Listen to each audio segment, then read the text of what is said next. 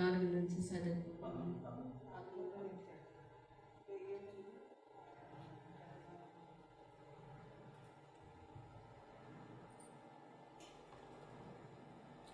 యేసు వాటికి సెలవీయగా అపవిత్రాత్మలు వానిని విడిచి పందిలిలో ప్రవేశింపగా ఇంచుమించు 2000 సంఖ్య ఆ మంద ప్రాంతం నుండి సముద్రపు దారిని వడిగా పరిగెత్తుకుని పోయెను.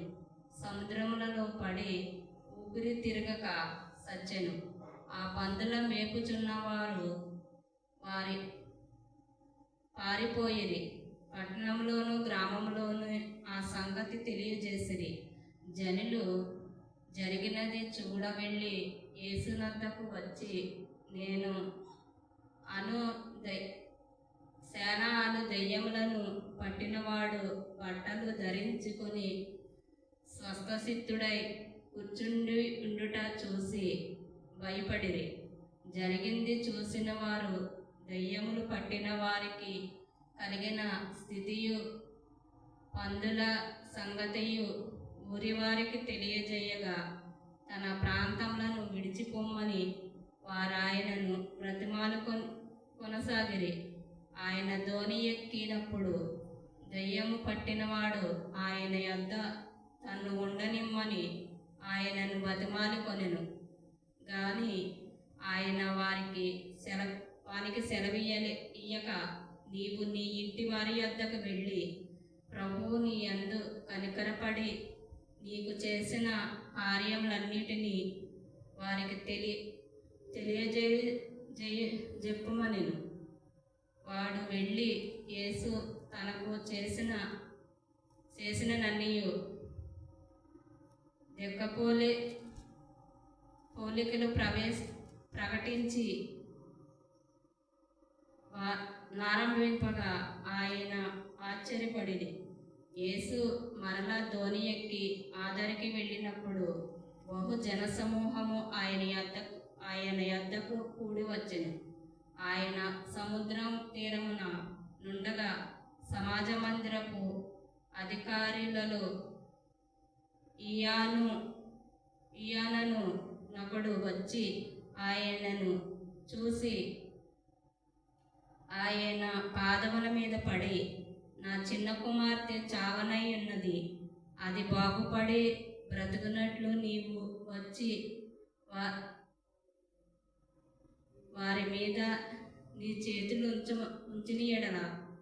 ఆయనను మిగులు బ్రతిమాలు కొనగా ఆయన అతనితో కూడా వెళ్ళెను. బహుజన సమూహము ఆయనను వెంబడించి ఆయన మీద పడుచుండిరి. 12 ఏండ్ల నుండి రక్తస్రావం రోగం కలిగిన ఒక స్త్రీ ఉండెను. ఆమె అనేక వైద్యముల చేత ఎన్నో తిప్పలు పడి తనకు కలిగినదంతయు వ్యయం చేసుకొని ఎంత మాత్రమును ప్రయాసము లేక మిగిలి సంగట పడెను. ఆమె యేసును గూర్చి విని, నేను ఆయన వస్త్రములు మాత్రము ముట్టిన బాగుపడదననుకొని జనసమూహములలో ఆయన వెనుకకు వచ్చి ఆయన వస్త్రము ముట్టెను. వెంటనే ఆమె రక్తధార కట్టెను గనుక తన శరీరములోని ఆ బాధ నివారణమైనదని గ్రహించుకొనెను.